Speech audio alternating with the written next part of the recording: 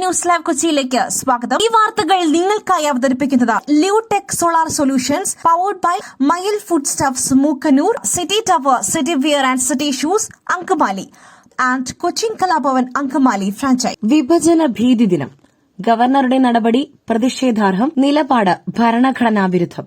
മുഖ്യമന്ത്രി പിണറായി വിജയൻ. ഓഗസ്റ്റ് 14 വിഭജന ഭീതി ദിനമായി ആചരിക്കണമെന്ന സർക്കുലർ വൈസ് ചാൻസലർമാർക്ക് അയച്ച ഗവർണറുടെ നടപടി പ്രതിഷേധാർഹമെന്ന് മുഖ്യമന്ത്രി പിണറായി വിജയൻ പ്രസ്താവനയിൽ വ്യക്തമാക്കി. സ്വാതന്ത്ര്യത്തിന് 78 വയസ്സാകുമ്പോൾ ഓഗസ്റ്റ് 15 പുറമെ മറ്റൊരു ദിനാചരണം വേണമെന്ന ആശയം സംഘപരിവാർ ബുദ്ധി കേന്ദ്രങ്ങളുടേതാണെന്നും അദ്ദേഹം വിമർശിച്ചു. സ്വാതന്ത്ര്യ സമരകാലത്ത് വൈദേശിക ശക്തികൾക്കെതിരെ പോരാടുവാൻ താൽപര്യം കാട്ടാതെ ആഭ്യന്തര ശത്രുക്കൾക്കെതിരെ പട നയിക്കുവാൻ ഊർജ്ജം ചെലവഴിച്ചവരാണ് സ്വാതന്ത്ര്യദിനത്തിന്റെ പ്രാധാന്യം കുറയ്ക്കാൻ എന്ന വണ്ണം വിഭജന ഭീതിയുടെ ഓർമ്മദിനം ആചരിക്കുവാൻ ആഹ്വാനം ചെയ്യുന്നതെന്നും മുഖ്യമന്ത്രി വിശദമാക്കി. ഇന്ത്യയുടെ സ്വാതന്ത്ര്യദിനമായ ഓഗസ്റ്റ് 15 സാമ്രാജ്യവിരുദ്ധ പോരാട്ടത്തിന്റെയും അതിനെ നേരിടുവാൻ ബ്രിട്ടീഷുകാർ അഴിച്ചുവിട്ട കൊടും ക്രൂരതകളുടെയും ഓർമ്മപ്പെടുത്തൽ കൂടിയാണെന്നും അദ്ദേഹം വ്യക്തമാക്കി.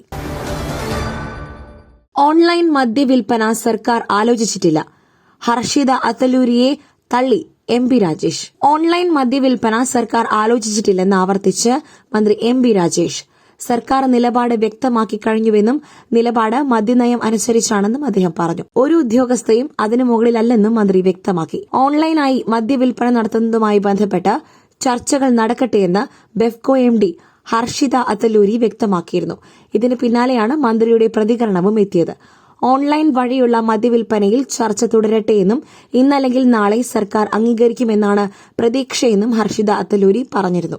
സർക്കാർ അംഗീകരിച്ചാൽ നന്നായിരുന്നുവെന്നും കസ്റ്റമർക്ക് സംതൃപ്തിയുണ്ടാക്കുന്നതാണ് പ്രപ്പോസലെന്നും ഹർഷിത അത്തല്ലൂരി വ്യക്തമാക്കിയിരുന്നു. വീട് ബാറാക്കി മാറ്റുമെന്ന വിമർശനം ശരിയല്ല. 23 വയസ്സിന് മുകളിലുള്ളവർക്ക് മാത്രമേ ആപ്പ് വഴി മദ്യം നൽകൂ. കേരളത്തിൽ ആവശ്യത്തിന് ഷോപ്പുകളില്ല. ഷോപ്പുകളിൽ നിന്നും വാങ്ങുന്നവരും വീട്ടിൽ കൊണ്ടുപോയാണ് മദ്യപിക്കുന്നത് എന്നും ഹർഷിത അത്തല്ലൂരി പറഞ്ഞിരുന്നു. ജിത്തു ജോസഫ് ചിത്രം വലതുവശത്തെ കള്ളൻ ചിത്രീകരണം പൂർത്തിയായി. ബിജു മേനോൻ, ജോജു ജോർജ് എന്നിവരെ പ്രധാന കഥാപാത്രങ്ങളാക്കി ജിത്തു ജോസഫ് സംവിധാനം ചെയ്യുന്ന വലതുവശത്തെ കള്ളൻ ചിത്രത്തിന്റെ ചിത്രീകരണം പൂർത്തിയായി. ലെന, നിരഞ്ജന, അനൂപ്, ഇർഷാദ്, ഷാജു ശ്രീധർ, സംവിധായകൻ ശ്യാമപ്രസാദ്, മനോജ് കെയു, ലിയോണോ ലിഷോയ്, കിജൻ രാഘവൻ എന്നിവരാണ് മറ്റു പ്രമുഖ താരങ്ങൾ. ബഡ് സ്റ്റോറീസുമായി സഹകരിച്ച് ഓഗസ്റ്റ് സിനിമയുടെ ബാനറിൽ ഷാജി നടേശൻ നിർമ്മിക്കുന്ന ഈ ചിത്രത്തിന്റെ ഛായാഗ്രഹണം സതീഷ് കുറുപ്പ് നിർവഹിക്കുന്നു. Executive producer Kettina Jeethu, Mithun Abraham, Cinehollics, സാരഥികളായ ടോൺസൺ, സുനിൽ രാമാടി, പ്രശാന്ത് നായർ എന്നിവരാണ് സഹനിർമ്മാതാക്കൾ. ഡിനോ തോമസ് ഈലൻ തിരക്കഥ സംഭാഷണം എഴുതുന്നു. സംഗീതം വിഷ്ണു ശ്യാം, എഡിറ്റിംഗ് വിനായക്. മുതലപ്പുഴയിൽ വീണ്ടും അപകടം. വള്ളം മറിഞ്ഞ് 2 മത്സ്യത്തൊഴിലാളികൾക്ക് ദാരുണാന്ത്യം. തിരുവനന്തപുരം മുതലപ്പുഴയിൽ വള്ളം മറിഞ്ഞ് 2 പേർ മരിച്ചു. 5 തെങ്ങ് സ്വദേശി മൈക്കൽ, ജോസഫ് എന്നിവരാണ് മരിച്ചത്. 5 പേർ പോയ വള്ളമാണ് അപകടത്തിൽപ്പെട്ടത്. 2 പേർ വള്ളത്തിൽ കയറി രക്ഷപ്പെട്ടു. 5 തെങ്ങ് സ്വദേശിയുടെ ഉടമസ്ഥതയിലുള്ള കർമ്മല മാത എന്ന വള്ളമാണ് മറിഞ്ഞത്. ശക്തമായ തിരയിൽപ്പെട്ട് വള്ളം മറിയുകയായിരുന്നു. 3 പേരെ ആദ്യം കരക്കെത്തിച്ചു. അതിൽ 2 പേരാണ് മരണപ്പെട്ടത്. മൈക്കിൾ ആശുപത്രിയിൽ എത്തിക്കുന്നതിന് മുൻപ് തന്നെ മരണപ്പെട്ടു. ആശുപത്രിയിലെത്തി പ്രാഥമിക ചികിത്സ നൽകിയെങ്കിലും ജോസഫിന്റെ ജീവൻ രക്ഷിക്കാനായില്ല. മറ്റൊരാൾ ആശുപത്രിയിൽ തുടരുന്നു. പുട്ടു രുചികരമാവണമെങ്കിൽ മയിലിന്റെ പുട്ടുപൊടി തന്നെ വേണം. അതിന് ചെമ്പാപ്പുട്ടാണെങ്കിലും അങ്ങനെ തന്നെ. മയിൽ റൈസ് ആൻഡ് ഫുഡ് പ്രൊഡക്ട്സ്, ശ്രേഷ്ഠം സമ്പുഷ്ടം. ഫിലിം ചേംബർ ജനറൽ സെക്രട്ടറി സ്ഥാനത്തു നിന്നും രാജിവച്ച് സജി നന്ദ്യാട്ട്. നിർമ്മാതാവ് Saji Nandyattu film chamber general secretary സ്ഥാനം രാജിവച്ചു. പ്രൊഡ്യൂസേഴ്സ് അസോസിയേഷൻ തിരഞ്ഞെടുപ്പിൽ പ്രസിഡന്റ് സ്ഥാനത്തേക്ക് മത്സരിക്കുവാനിരിക്കെയാണ് സജി നന്ദ്യാട്ടിന്റെ ഈ രാജി. നിർമ്മാതാക്കളുടെ ഭാരവാഹി തിരഞ്ഞെടുപ്പുമായി ബന്ധപ്പെട്ട് പ്രസിഡന്റ് സ്ഥാനത്തേക്ക് സാന്ദ്ര തോമസ് നൽകിയ പത്രിക തള്ളിയിരുന്നു. ട്രഷറർ, പ്രസിഡന്റ് സ്ഥാനങ്ങളിലേക്കാണ് സാന്ദ്ര പത്രിക സമർപ്പിച്ചിരുന്നത്. ഇത് രണ്ടുമാണ് തള്ളിയത്. പ്രസിഡന്റ് സ്ഥാനത്തേക്ക് മത്സരിക്കുവാൻ 3 സിനിമകൾ നിർമ്മിക്കണമെന്ന് മാനദണ്ഡമുണ്ടായിരുന്നു. തുടർന്ന് സാന്ദ്ര കോടതിയെ സമീപിക്കുകയായിരുന്നു. സാന്ദ്ര തോമസിന്റെ ഉടമസ്ഥതയിൽ നിലവിലുള്ള നിർമ്മാണ കമ്പനിയായ സാന്ദ്ര തോമസ് പ്രൊഡക്ഷൻസ് 2 ചിത്രങ്ങൾ മാത്രമേ നിർമ്മിച്ചിട്ടുള്ളൂ എന്നായിരുന്നു വരണാധികാരിയുടെ കണ്ടെത്തൽ. ലിറ്റിൽ ഹാർട്സ്, നല്ല നിലാവുള്ള രാത്രി എന്നിവയാണ് ആ ചിത്രങ്ങൾ. എന്നാൽ മറ്റൊരു കമ്പനിയുടെ മാനേജിംഗ് പാർട്ണർ താനായിരുന്നുവെന്നും ആ ബാനറിൽ എടുത്ത ചിത്രങ്ങൾ തന്റെ പേരിലാണ് സെൻസർ ചെയ്തിരിക്കുന്നത് എന്നും സാന്ദ്ര വാദിച്ചിരുന്നു. വിജയ് ബാബുവുമായി ചേർന്ന് ചിത്രങ്ങൾ നിർമ്മിച്ച ഫ്രൈഡേ ഫിലിം ഹൌസിന്റെ കാര്യമാണ് സാന്ദ്ര സൂചിപ്പിച്ചത്.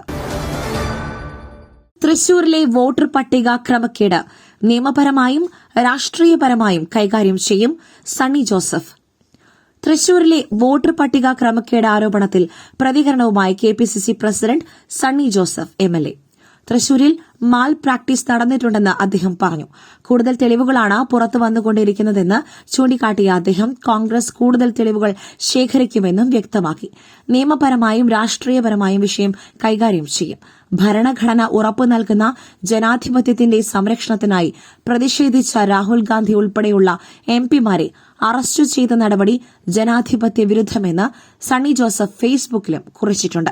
ഇന്ത്യൻ ഭരണഘടന ഉറപ്പു നൽകുന്ന വോട്ടർമാരുടെ അവകാശങ്ങൾ സംരക്ഷിക്കുന്നതിനായി രാഹുൽ ഗാന്ധിയുടെ നേതൃത്വത്തിൽ ഇന്ത്യ മുന്നണി നേതാക്കളുടെ ഡൽഹിയിൽ നടന്ന ശക്തമായ പ്രതിഷേധത്തെ അടിച്ചമർത്തുവാൻ ശ്രമിച്ച കേന്ദ്ര സർക്കാരിന്റെ ജനാധിപത്യ വിരുദ്ധ നയങ്ങൾക്കെതിരെ ഇന്ത്യൻ നാഷണൽ കോൺഗ്രസ് ശക്തമായ പോരാട്ടം തുടരുമെന്നും അദ്ദേഹം വ്യക്തമാക്കി. വണ്ടിയിൽ നിന്നും ഇറങ്ങി കാട്ടാനയുടെ ഫോട്ടോയെടുക്കുവാൻ നോക്കി ആന ഓടിയടുത്തു. ബന്ദിപ്പൂരിൽ മലയാളി സഞ്ചാരി രക്ഷപ്പെട്ടത് തലനാരിഴയ്ക്ക്. ബന്ദിപ്പൂർ കടുവ സംരക്ഷണ കേന്ദ്രം കടന്നുപോകുന്ന ദേശീയപാതയിൽ വിനോദസഞ്ചാരിയെ ആക്രമിച്ച കാട്ടാന. കാട്ടാനയുടെ ഫോട്ടോയെടുക്കുവാൻ ശ്രമിച്ച മലയാളി വിനോദസഞ്ചാരി തലനാരിഴയ്ക്കാണ് ആക്രമണത്തിൽ നിന്നും രക്ഷപ്പെട്ടത്. ഇയാൾക്കെതിരെ കേസെടുക്കുവാനാണ് വനം വകുപ്പിന്റെ തീരുമാനം. ലോറിയിൽ നിന്നും എടുത്ത ക്യാരറ്റ് ശാന്തമായി കഴിച്ചുകൊണ്ട് റോഡിൽ നിൽക്കുകയായിരുന്ന കാട്ടാന.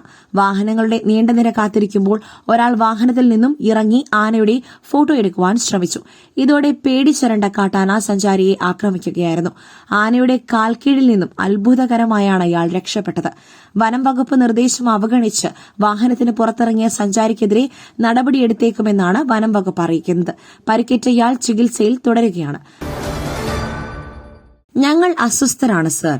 ഓപ്പൺ എഐയുടെ GPT-5 സബ്സ്ക്രിപ്ഷൻ പിൻവലിക്കാനൊരുങ്ങി ഉപഭോക്താക്കൾ. ഓപ്പൺ എഐ ഏറ്റവും പുതിയ മോഡൽ GPT-5 പുറത്തിറക്കിയിട്ട് വളരെ കുറച്ച് ദിവസങ്ങളെ ആയിട്ടുള്ളൂ. എന്നാൽ GPT-4 ഓയിൽ നിന്നും GPT-5ലേക്കുള്ള ചുവടുമാറ്റത്തിൽ ഉപഭോക്താക്കൾ അത്ര സംതൃപ്തരല്ല എന്നാണ് പുറത്തുവരുന്ന റിപ്പോർട്ടുകൾ. റെഡിറ്റ് ഉൾപ്പെടെയുള്ള സമൂഹ മാധ്യമത്തിലൂടെയാണ് ഉപഭോക്താക്കൾ അവരുടെ പരാതികൾ തുറന്നു പറഞ്ഞിരിക്കുന്നത്. പഴയ മോഡലുകൾ തിരികെ കൊണ്ടുവരുവാൻ ഓപ്പൺ എഐ തീരുമാനിക്കുന്നതുവരെ ഉപഭോക്താക്കൾ അവരുടെ ചാറ്റ് GPT സബ്സ്ക്രിപ്ഷനുകൾ റദ്ദാക്കുകയും അക്കൌണ്ടുകൾ ഇല്ലാതാക്കുകയും ചെയ്യും എന്നാണ് ഇപ്പോൾ ഭീഷണി ഉയർത്തിയിരിക്കുന്നത്. മറ്റൊരു വാർത്തയുമായി കണ്ടുമുട്ടുന്നതുവരെ നന്ദി, നമസ്കാരം.